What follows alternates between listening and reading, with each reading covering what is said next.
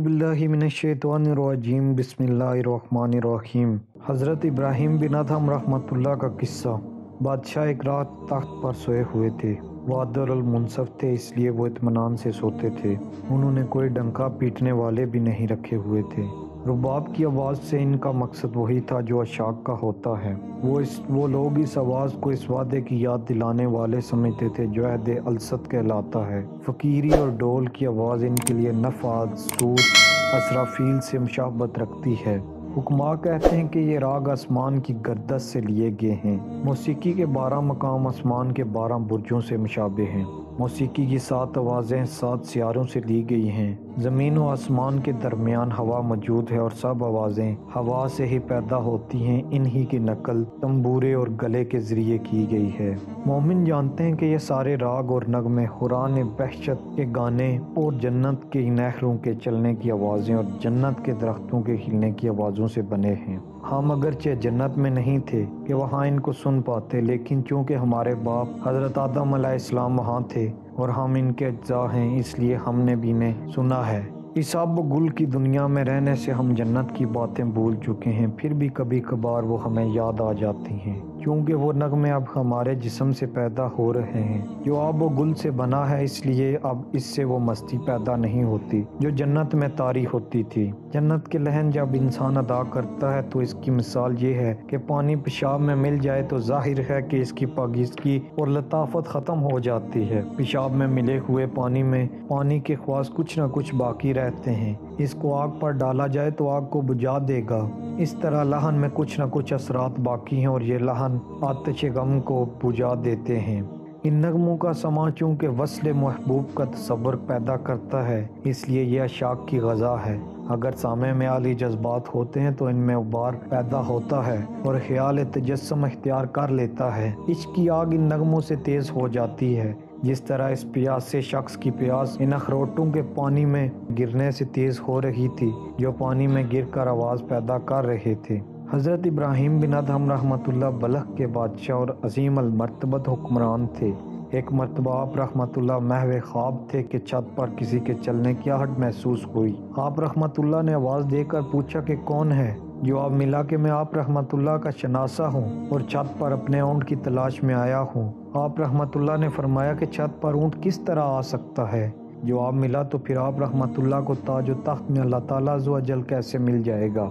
इस वाक़े के बाद आप रहमतुल्लाह के हालात बदल गए और आप रहमतुल्लाह लोगों की नज़रों से पोशीदा हो गए। हज़रत इब्राहीम बिन अदहम रहमतुल्लाह का यूँ पोशीदा हो जाना इनके औसाफ़ बातनी और मदारज बातनी से लोगों के आगाह न होने की वजह से है। अगरचे वो इनके सामने थे, इसलिए कि ज़हर बीनों की निगाह महज ज़हर पर होती है।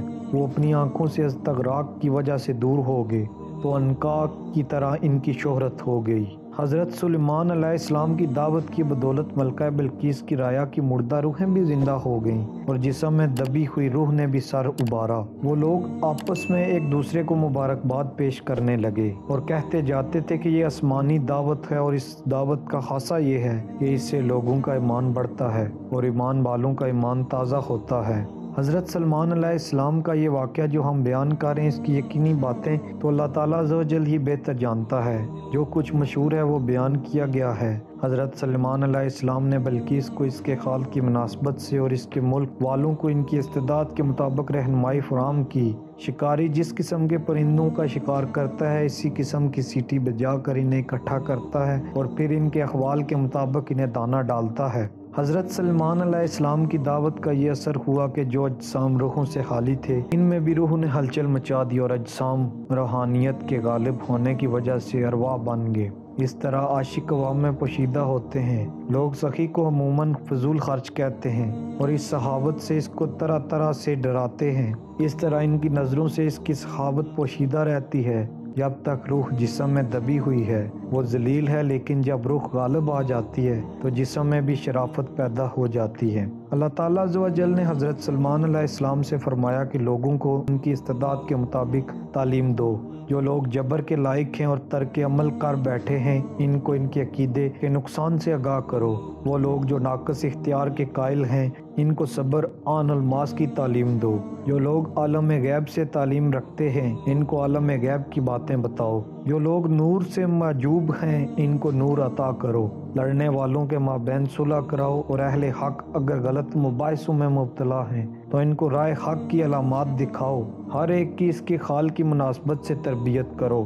حضرت سلمان علیہ السلام کی دعوت ملنے پر ملکہ بلقیس بھی ایمان کے شوق میں مست ہو گئی اور اپنے دل سے ملک اور مملکت کی محبت باہر نکال پھینکی۔ اس سے اپنے تخت شاہی سے جو بہت قیمتی تھا، اس سے محبت اور تعلق باقی رہا۔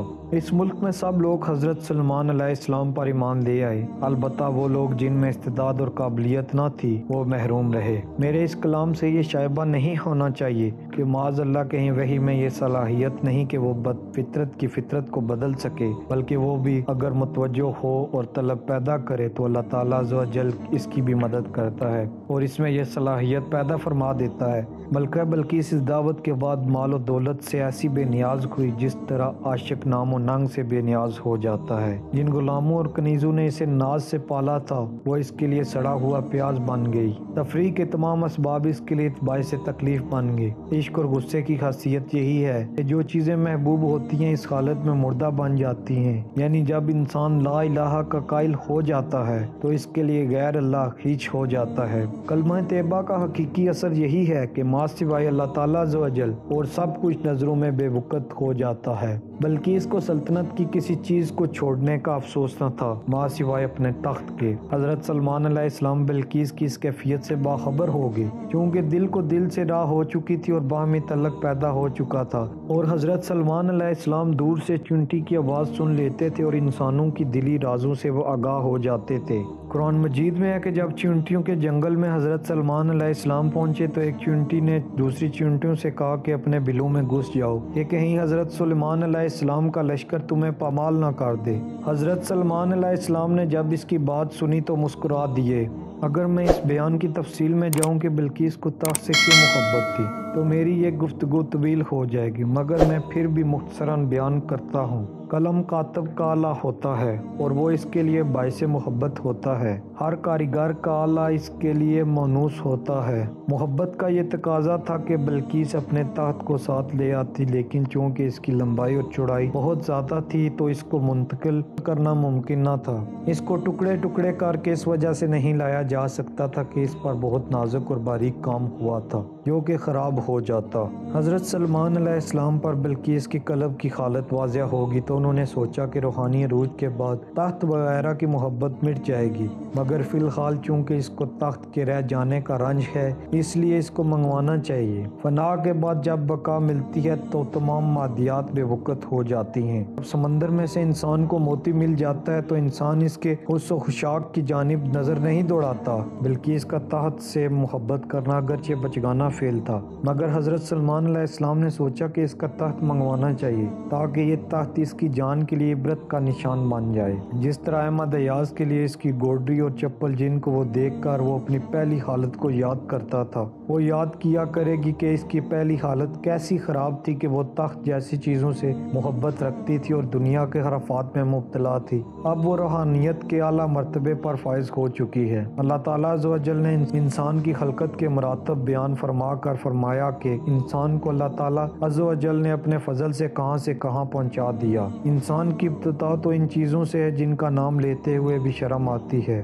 قرآن مجید میں اللہ تعالیٰ عز و جل نے فرمایا کہ انسان کو مٹی سے بنایا گیا اور پھر مضغہ بنایا، اس کے بعد اسے صورت عطا کی گئی۔ انسان زبان حال سے اپنی ابتدائی حالت سے ترقی کا منکر تھا۔ انسان کو اس قدر فضیلت دینا اس انکار کی وجہ سے ہے جو فطرت کر رہی ہے۔ جس چیز کو انسان اپنے موافق سمجھے ہوئے تھا وہی حقیقت جب اس پر آشکار ہوئی تو اسے اس کی مخالفت کرنا پڑی۔ ہماری حیات و استعداد صرف اللہ تعالیٰ عز و جل کی قدرت سے وجود میں آئی ہے۔ انسان ابتدا میں ایک نطفہ تھا اور آج بھی وہ اسی حالت میں ہے کہ حشر و نشر کا انکار کرتا ہے۔ یہ اللہ تعالیٰ عز و جل ہی کی قدرت کا کرشمہ ہے تو پھر اس کا حشر نشر اللہ تعالیٰ عز و جل کی قدرت سے باہر کیسے ہو سکتا ہے؟ جب یہ ثابت ہو چکا ہے کہ یہ جمادیت کی بدولت اس مرتبے مرتبے پر پہنچا کہ اس میں انکار کی صلاحیت پیدا ہو گئی تو اس کے انکار کی یہ صلاحیت اس بات کی دلیل ہے کہ اس کا حشر دوبارہ ہوگا۔ انسان بننے تک کے مختلف مراتب اللہ تعالیٰ عز و جل کی قدرت کا مظہر ہیں،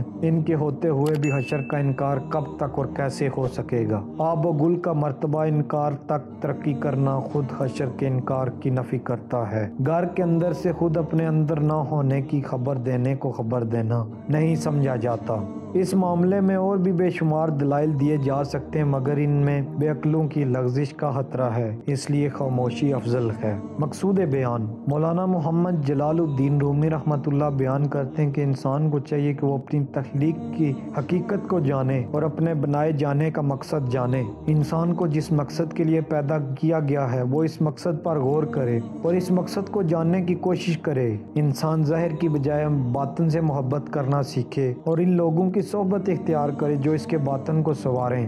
حضرت ابراہیم بن ادہم رحمۃ اللہ بادشاہ تھے مگر جب حقیقت ان پر آشکار ہوئی تو تخت و تاج چھوڑ کر جنگلوں میں چلے گئے اور پھر نہ بغیر روزگار اولیاء اللہ رحمۃ اللہ علیہ میں شمار ہوئے۔ حضرت سلمان علیہ السلام سے بلقیس کو محبت ہوئی مگر اس کے دل میں تخت کی محبت بھی تھی اور ایک دل میں دو کی محبت کا ہونا محبت کی دلیل نہیں۔